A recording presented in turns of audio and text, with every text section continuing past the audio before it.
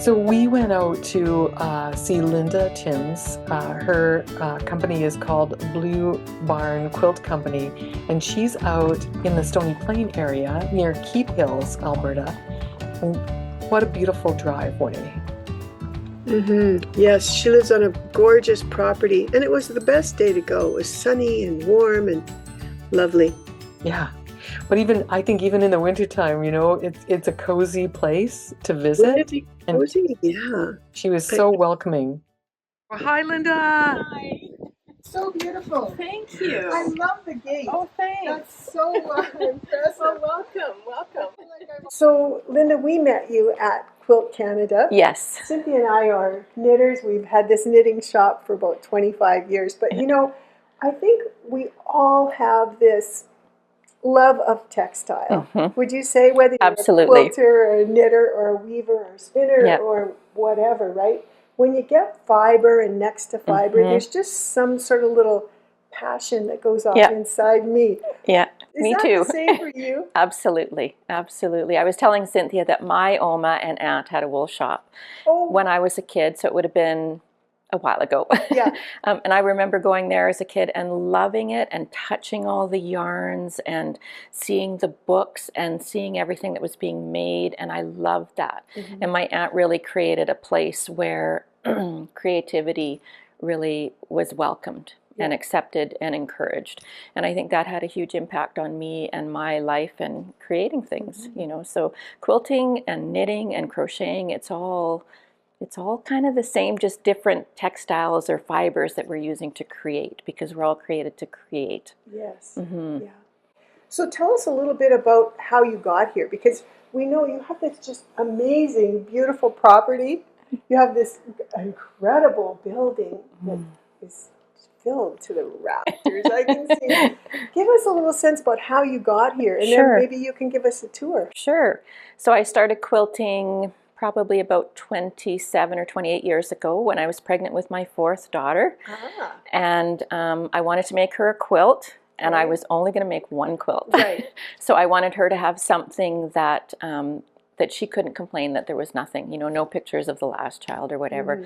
So I was going to do one quilt, and I'm a planner, so I organized all the classes that I was going to take leading up to that I could bring her home with this quilt from the hospital. And my 3 first kids were all late, so that's what I planned. And then she came 3 weeks early, and I had planned the finishing class 2 weeks before she was born so that I could bring her home with this quilt. But that didn't happen, and she got it for her second birthday. And then that ended up being my sort of outlet, raising 4 little kids.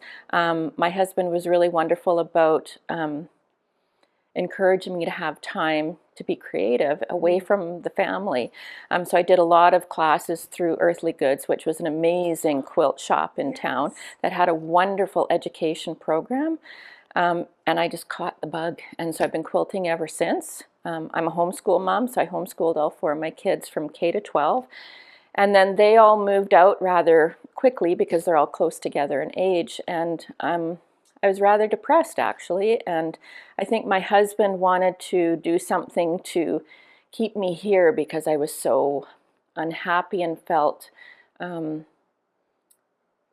don't even know how to explain how I felt, but I was lonely. I was really lonely and missed the kids. And so we had talked about, I had a long arm studio in the house, and we had talked about, we had this space right on the farm and that's what he does. He builds things, and my son is a carpenter, and so we had the skill set that we could build the building. And so we started building the building before COVID, and we opened up 2.5 years later, and twice the budget later. Yes. In September of 2022. Wow. And when I walked in here, I just felt grounded again. Yeah. So it was something for my mental well-being that's been really amazing.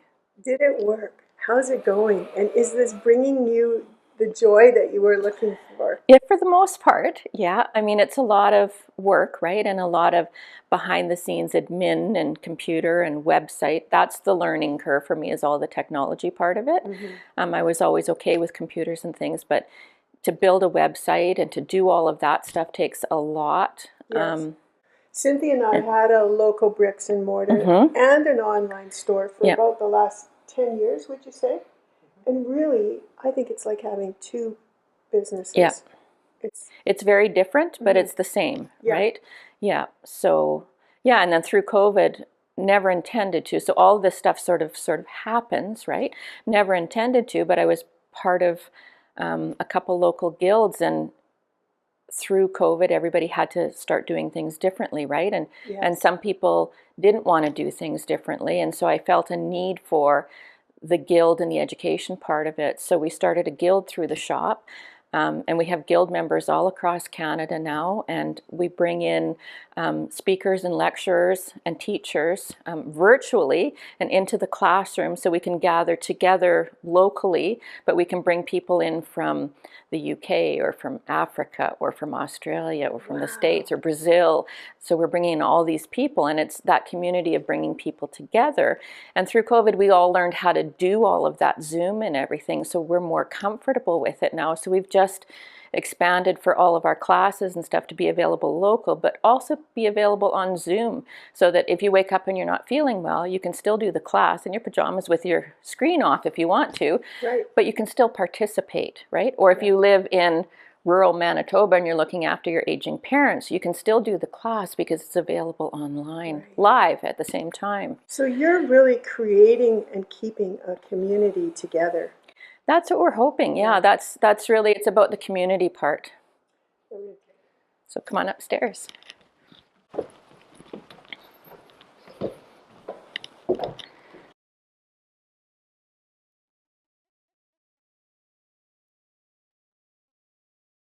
Oh my God, look at this. Look at the light in here. Look at the beautiful natural light. Wow.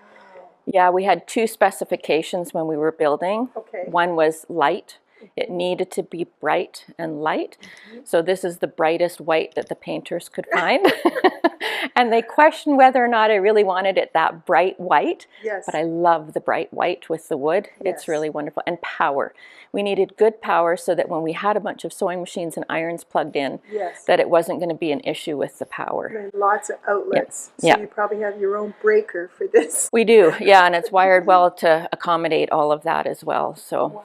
And tell us about the TV. Is that where you do your... So we have two TVs on both sides, and we have the 3 cameras set up. So we always have the teaching station here, and we bring the cameras out. We have a little mixer board there that we can very easily, the teachers can just hit the button of which camera they want working. We can mic them with the cameras, or we can mic them separately. So just depending on, you know, what the students need and what the teacher needs, and the people on Zoom. So it's all interactive. People on Zoom can be heard in the classroom, and people in the classroom can be heard from the people that are Zooming in. So your cameras is your screen split too? So we can split it. So we can put 2 cameras on there. We do an overhead camera, so if they're demoing cutting or ironing or anything like that, they can see really well. And you can yeah. Oh yeah, people would crowd around the table, and you try to get in there and see what the teacher's doing. But now with the cameras and with the mics and everything, it's much clearer that way, and better visibility for the people to see. And then we can record parts of it too, right? So my dream with the classes is to be able to do on-demand videos with all of the classes, no students, so that when a student leaves here, they have the support to help finish a project if they need it.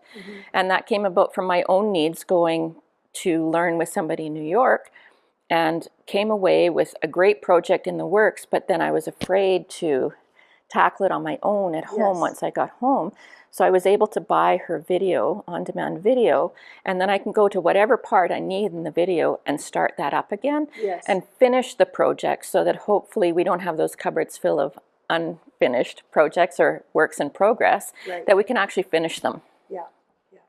So, what a beautiful space. So this section here is pressing and cutting. Yeah, and everything's kind of portable. When we do retreats, we have 12 people up here. So we normally set up for 8 plus a student, but when we do retreats, we set up 12. So I push the long arm machines back, and we set up over here as well. So we can do, well, we've done up to 15. That's a little bit cramped, but And then you've got duplicates over yeah, here. yeah. So we've got 2 irons, 2 cutting stations, and then the 2 long arms. So I do all the long arming.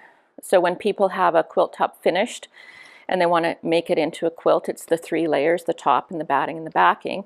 I have these machines that I load them up, and then I can do all the stitching to put the 3 layers together. Wow. Yeah, so then they get the quilt back and it's ready to have the binding and be finished.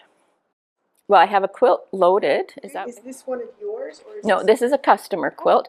Yeah, so I quilt for other people. So they'll bring me the quilt top in. So somebody has done all of this work here. Yep. And then I load it onto the leader bars here. And so we've got the top on the top, we've got the bottom on the bottom, and the batting in the middle. okay. So you've got the quilt already. It's all sandwiched. This is your batting. Yep. This is your bottom. Yep. Cool. Okay. Yep, and then I do edge-to-edge computerized quilting, so it's all computerized. I set it all up and then pick the design and the thread color through conversations with the customer. Right. And then I Start your machine. start the up. machine. I have to be there supervising because I don't like walking away from it. Well, if you walked away, It would your keep quilting. pattern go offline or something, and then No, not usually, but sometimes you'll hit, you know, a bump or something like that and it'll jump or whatever. I just like to keep an eye on it all the time. or you run out of thread, or Yeah, and it'll keep going, and then I'll just have to go back there and I can find the closest stitch and, you know, go from there. so this is all sort of really technically It is. computerized. It is, yeah. And then you just go row by row, and then you advance it and do the next row, and it all meets, and that's what the computer Wow. part does, yeah. And then in the end, you have a beautiful, you know, designs on the top of your quilt, right? Okay, so this is kind of what it's going to look like Yeah. when it comes out. Yeah, This yeah. is- wow. Yeah. So And there's thousands of possibilities for design. really, Oh, yeah. Yeah, thousands. so this is sort of the stitch pattern that you've chosen to Yep. put on here. It's kind of like knitting lace, isn't it? Like Yep. You could choose a million Yep. different lace patterns. Lots of varieties, right? Wow. Mm-hmm. I love the weight of this too. Does your machine do the borders as well? No, you have to do that yourself. Yeah. Yeah. Yeah, and there's all different, you know, weights and types of battings. You can get cotton battings, you know, in different weights. You can get polyester, you can get wool, which is my favorite. You can get combinations of wool and cotton, polyester and cotton, bamboo. Again, the sky's the limit with all of that too. And why would someone choose one over the other? Just personal preference. Yeah, you know, even with the wool, which is the nicest to have in batting, which is more traditional, right? That's what our grandmas would have put in the quilts is wool that they probably would have perhaps carded themselves, right? So there's the nostalgia part of it, but wool is a great warmth in the wintertime, and it's cool in the summertime, and you get really nice loft, so when you quilt it, you get definition to your stitching as well. So it almost kind of creates Yeah. a bit of a pattern. Yeah. on the Yeah, surface. for sure. This is just beautiful. And then, and then you have the opportunity to have two sides. Yeah, you can have fun on the back too. Yeah. Do you know, can you tell which one is front and which is back? Yeah, this is the front because it's the pattern, and then the back is just one piece. So Is that traditional, how it generally works? yes and no. You can have patchwork on the back as well, just as much as you can on the front. You can make it reversible. There's a real movement about making the back kind of fun and a surprise and unexpected. So there's a lot of neat patchwork that's happening now on the back of quilts too. The color always, intrigues me because these are extremely colorful. Mm-hmm. Is that something that is a trend, or has it always been? I think it's more of a personal, there's trends of course with color, but it's personal preference too. This is a line of fabric by Ruby Star Society, which is younger designers, brighter, more non-traditional, more modern, to try to bring some of the younger quilters and get younger people quilting and stitching. Probably very similar to knitting and crocheting. You know, it's generally an older clientele, right? Okay. But to bring the younger people in, and I think that's too one of the things that COVID did well, is that it started us doing things again and creating things and using our hands and just emphasizing creativity. So, Linda, we're going to go down to your retail area now, right? Okay, perfect. Perfect. Thank you.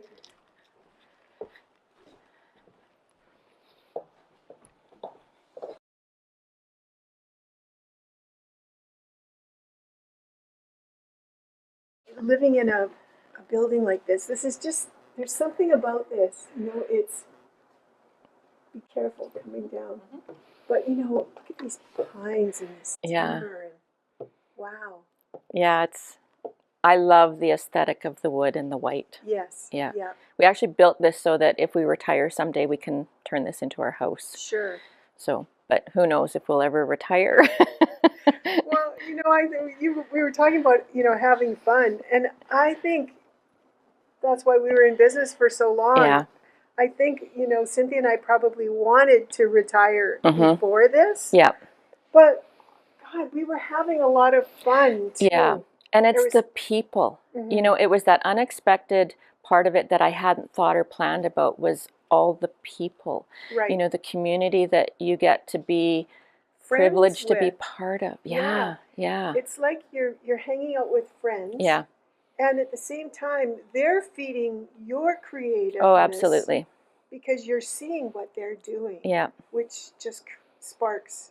Yeah. You know, it's amazing. More creativity. Yeah. Creativity breeds creativity. Yeah. Yes, definitely. We do stitch days on Fridays, and we call it Fridays with Friends. You know, and that's what it's like. You know, it's very informal, no teaching or anything, but we just get together and either hand stitch or stitch on our machines and just be together. Wow. Yeah, and create. Yeah. So this space here is the largest space that I've seen. How long did it take you to curate this? How long have you been working on your collection? Because it's huge. Yeah, my collection, I guess it started when I was long arming in my studio in my home, and people started asking for batting and backing. And so I thought, okay, if I'm going to do this, I'm going to jump in and do it. I had been collecting Liberty of London fabrics probably since before I started quilting, actually, because they're so exquisite and feel so nice. And they've been very hard to find in Canada. So I thought, if I'm going to do this, I'm going to do it. So tell us a little about Liberty of London. So you got to come feel it, because that's actually the best part. They are a brand that originated in the UK, correct? Yes. In London. The very iconic brand. And they've worked with many fashion houses and things too. But they've been designing fabric for 150 years next year. It feels like silk. It does feel like it's long silk. staple cotton, really long staple cotton.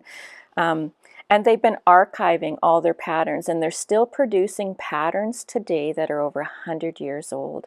So very period fabrics. Like this was in the 30s. I had a woman bring a quilt top in that they found in a building on their farm that her great-grandma had made. It was all hand-stitched, and nobody sewed, so she brought it to me to see if I could quilt it for her. And of course, there was no fabric for the binding, so I actually chose this fabric for the binding because it was period and the colors were right, and you would have never known that it wasn't part of the original quilt. So, and they archive all of their patterns. They have a whole dedicated space, and they've written books about all their archives of patterns, and they have a internal design group that they'll take components of a design and redesign them or recolor them and put out collections throughout the year that they do with that. So it's very special, you know. And unlike any other of the big companies now that are kind of making us want to buy things because the productions have changed since COVID, and so as a retailer, I'm often ordering much in advance, and they're producing just what the shops are ordering. Which makes it difficult as a consumer when you make a mistake or you want to make the quilt bigger. It's hard sometimes to find the fabrics, and so it's kind of almost creating this urgency to buy things. Yes, and to stockpile in the right quantity. Yeah, which doesn't sit well with me, because then you end up having, you know, cupboards full of things that you don't even know what you're going to make with them. Yes. On the other hand, it does spark your creativity. If you it does. To create another binding, or you know, a sleeve in a different color. For sure. Yeah, but we're kind of getting back to using what we have, using old things. Like we do vintage tins that we put together when I go to France and Italy. I go to the flea markets and pick up vintage linens, and we're kitting them together with silk threads and beautiful vintage things, and trying to teach people and encourage people to use things that they already have. Most of us have table runners and doilies and stuff that our grandmas and great grandmas had handmade. Yes. And so we're taking some of those, and it's hard to do, but cutting some of them up and reusing them and making things today that we can enjoy and that can connect us, you know, to the past as well. Right. So it's a little bit, we're slowing things down, encouraging much more handwork and stitching, that sort of thing, you know, bring blood pressure down and just to settle a little bit, and not being always so focused on producing, Yeah. which is what social media is always telling us to do and what we're seeing, Yes. right? You know, but we're trying to sort of change that a little bit just for our own little community so that we don't have that pressure to produce all the time, but that we can actually enjoy what we're doing. Yeah. We're talking, Cynthia, about Liberty of London, and we had an opportunity to be there. Oh, yeah. We're kind of reminiscing. Tell us about what you thought about their shop there. Oh, well, we were privileged to have Ian Hunt, who is the procurement manager there, took 5 of us around and gave us a tour, and he's very interested in all the history. And so he was taking us into places in the shop and explaining some of the historical significance and some of the World War I and World War II memorials that they have in the shop that most people would miss because you're so enthralled with what it's eye candy everywhere, Yes. right? But the beams and the timbers they actually came from 2 old warships, and it's built to the size of a ship. It's an amazing, amazing place to go. My friend Pauline there, I keep teasing her about that movie, The Night at the Museum, where the kids get to stay at the museum. I said, I want a night at Liberty where we all get to camp out and stay at Liberty and enjoy it at nighttime. Wouldn't that be something? Can you imagine? So you do tours too, right? Yes, we do textile tours through the shop here, predominantly to Europe. And last fall I took a group of 35 people over to Italy, and we toured the Liberty Mill in Milan. We went to the Orfil Thread Factory in Milan. We always encompass more than just the textile part of it. So we did a mosaic workshop in the school that does all the mosaic restoration for Europe. What city was that in? That was in Ravenna. Yeah, they've got a beautiful, amazing mosaic school there, world-renowned.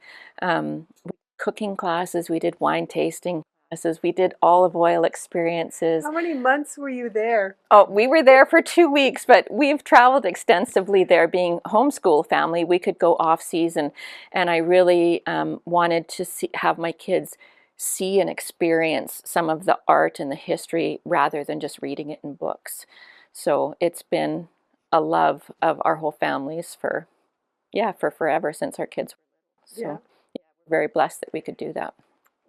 You know, speaking of Liberty and, you know, threads and mosaics and things like that, would you be able to show us some of the quilts that you've made? Mm-hmm. And maybe some of the handwork too that you were For speaking sure, yeah. about? I'm fortunate that I get to make quilts for Liberty of London with collections that are coming out down the road. So they send me the fabrics.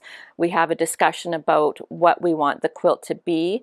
I'm working on one right now that's from the Postcards from the Highlands collection. So it's a Scottish theme collection. So it's called Upscale Plaid. So it's a plaid pattern. It's like that pink one up there.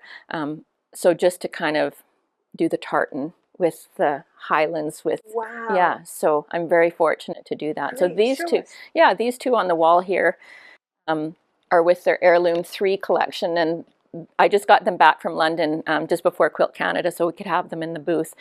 So again, we have discussions about the fabric and what they want it to look like. And then of course I have ideas about what I want to look like. So these are 2 quilts, both made with the Heirloom 3 collection, but look very different because one's got a light background, it's a little bit more modern, and the other one has a dark background.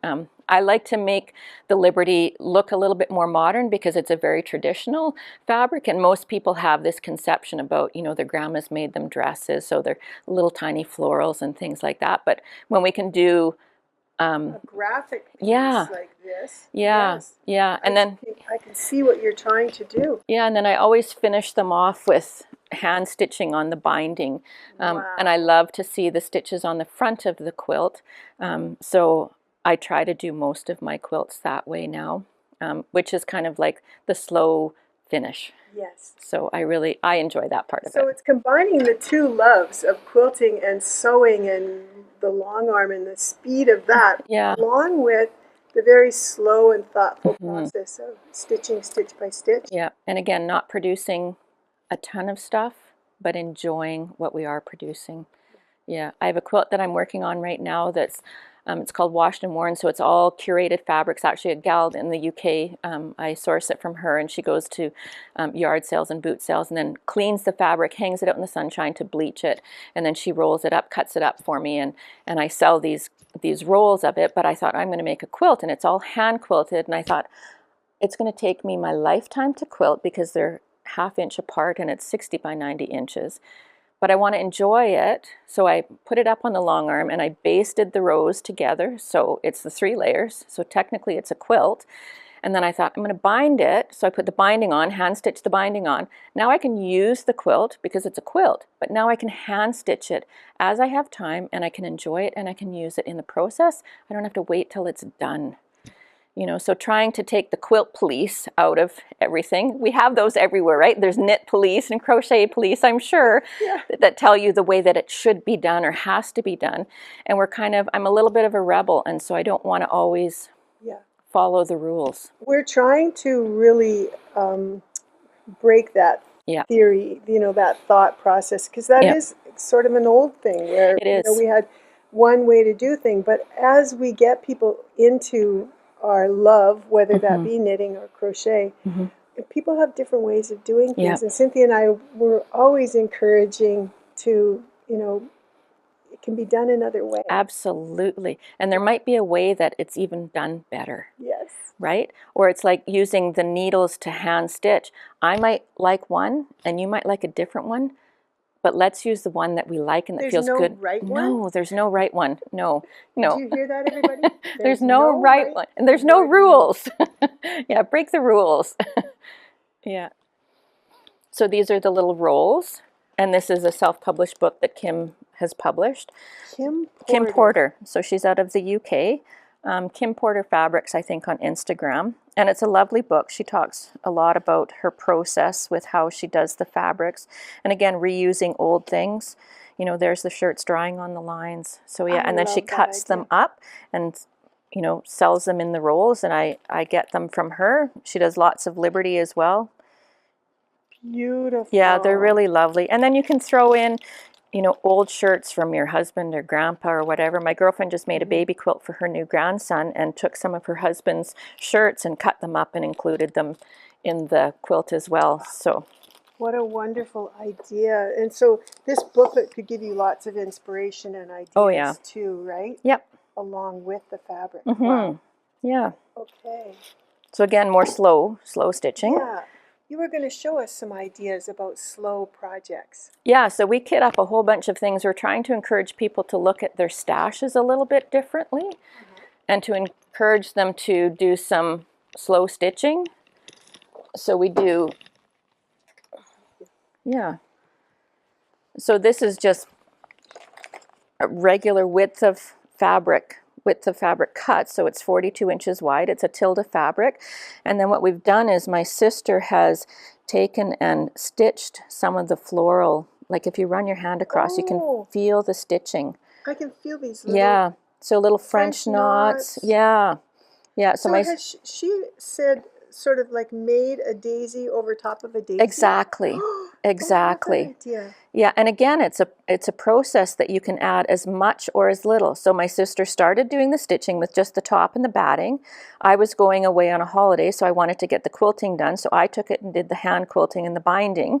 And then she wanted to add more stitches, so she added more stitches once it was completed.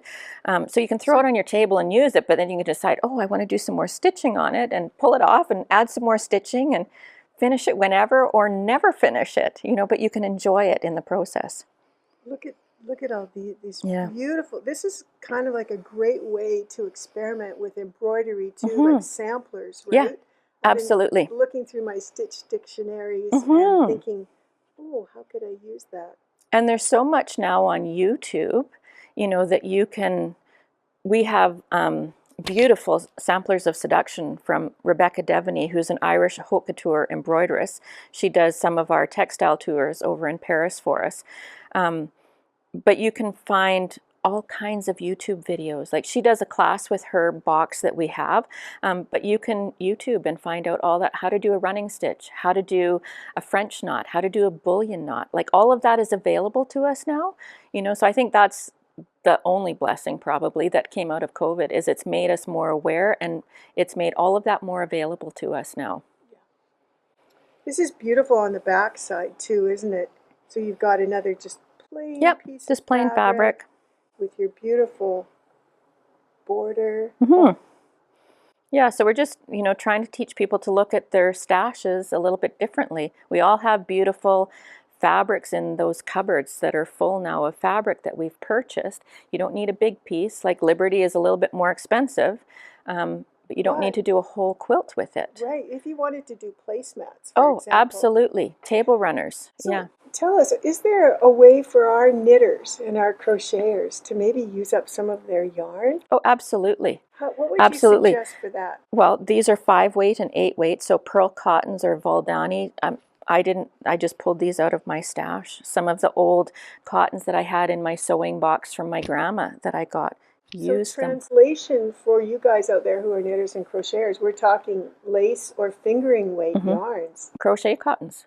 Crochet cottons. Yes. Yeah. Yes. Yeah. Go through your stash there. Absolutely. Use it. We have hand painted. Yeah. Merino yarns that sometimes couching. You can couch fabrics. Like what's couching? Couching is when you take like a yarn, a wool, and you would lay it on your surface, and then you would take little stitches to hold it down. Oh, like tack it down? So you could take beautiful sari yarns, recycled sari yarns, and you could outline the flowers or make leaves or stems, or it's very translatable. Wow. It's very translatable. Like the nubby wools that you would make, those thick and thin. Yeah, it would be fabulous. Fabulous. Yes, very translatable. Can you tell us a little bit about some of the kits that you put together? Because I know I got one that's similar to this, and I couldn't put it down. I'm done. Wow. And I had such a fun time with this.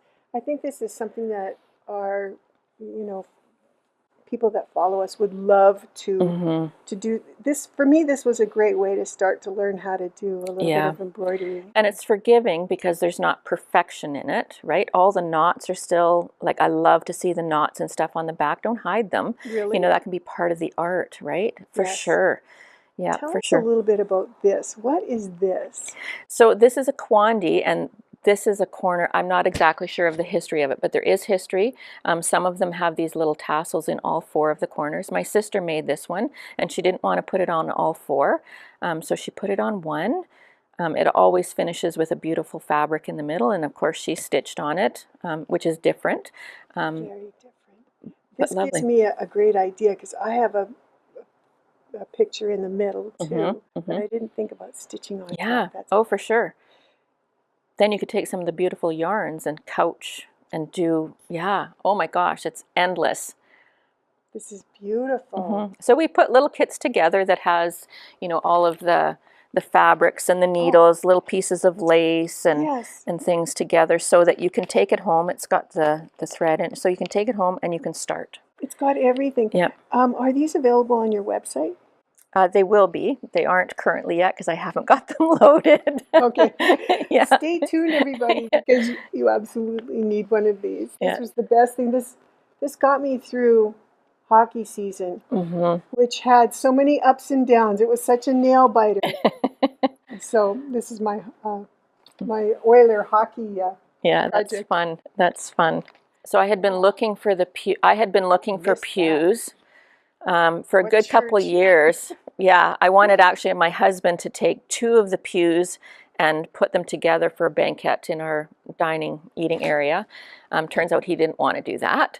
So I had actually been looking for a couple of years, and I was on Marketplace one night, middle of the night, because that's what I do.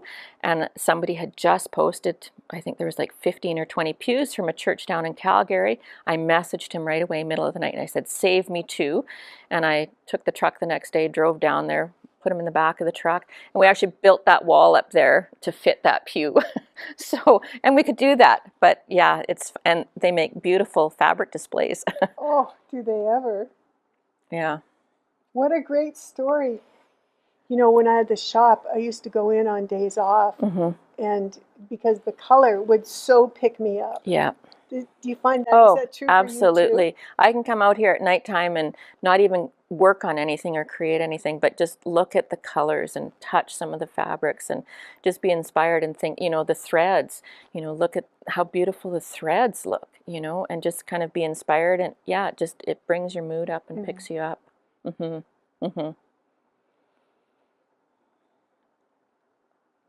tell me a little bit about that vintage sewing machine. That's the machine my mom learned on. No way. Yeah. Really? Yeah. Did you use it? Did No, she I teach didn't. You? No, I learned on my mom's not that old, but an old Singer sewing machine. I was probably about 5 or 6 years old, and When you started sewing? I desperately wanted to sew, but my mom was busy and didn't have the time to spend and teach me. Did your mom work? Yeah. Ours too. I think that I think we're that generation. Skipped a generation because our grandma used to teach us how to do I things. learned a lot, like knitting and crocheting from my Oma. You did. Yeah. And my mom's an artist, so she paints. Not as much sewing, but I think it maybe just wasn't one of her. She made a lot of our clothes when we were kids. We lived down the street from Stretch and Sew, so she learned how to do all the clothing and made my sister and I matching but opposite outfits all the time, which I hated as a kid. All polyester. But that's part of it. Well, it right? is, and that's the love, isn't it? That. And more necessity back then too, right? It was less expensive, whereas now it's not less expensive to be making our own clothing. Right. But yeah, and we don't seem to have as much time now, or we don't dedicate our time to that. And I'd love to do another one. I don't have any fabric for backing, and I thought I might be able to get another piece of something that's like lovely. this. Look at the job you did. Super. Wow. I found some old sort of kind of, I don't know what this was, maybe. Oh, but wow. It was so textural that I wanted to put a couple pieces in. It almost feels like silk. Do you think? I don't know. It's like a velour, right? It's lovely. Yeah. Oh, you could definitely add that in. There's no rules, right? Right. So you can add anything in. My gosh. Now, I wasn't completely even with my stitching. That's the beauty of it. Is it? The imperfection makes it homemade. Oh my gosh, I love hearing that. Thank you. That's the part I love, and that's why I love finishing the binding, hand stitching, because it's imperfect, and there's so much beauty in the imperfection of that. It looks like it wasn't produced in a factory.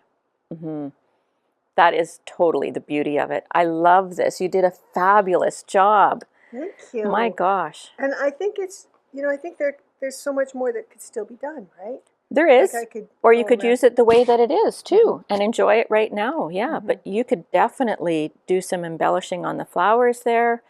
You can do whatever you want. Trails of stitching behind the birds like they're flying away. So I could even cut like little pieces of just the red. Oh, for sure. out. Oh, absolutely. Absolutely. Oh, that's lovely. I mean, you could just do a piece with her head and then maybe sew a ribbon in her hair or something that's a little bit dimensional,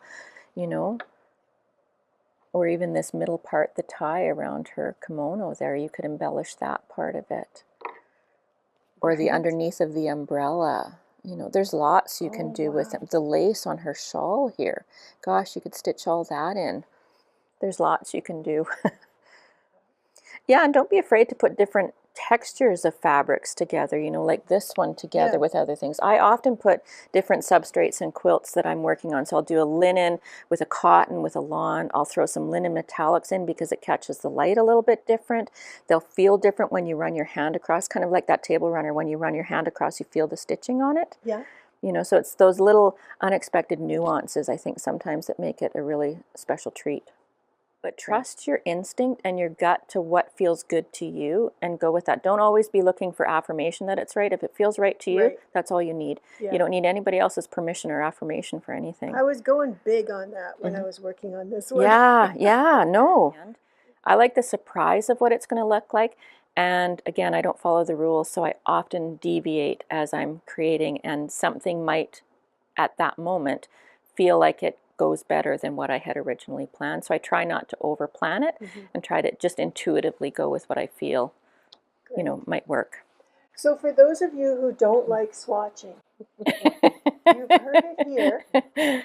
Just go crazy. Go crazy. Just start creating. Don't let the It might rules not and the always work, boundaries- but you know, when you make mistakes or kind of go off the path, it's design opportunity is what it is, right? Yes, yeah. So then it'll take you on a different path, and you might end up with something totally different than what you started with, but it might be a lot better too. What was your one project that totally went awry? You know, you started out doing this and it ended up being that.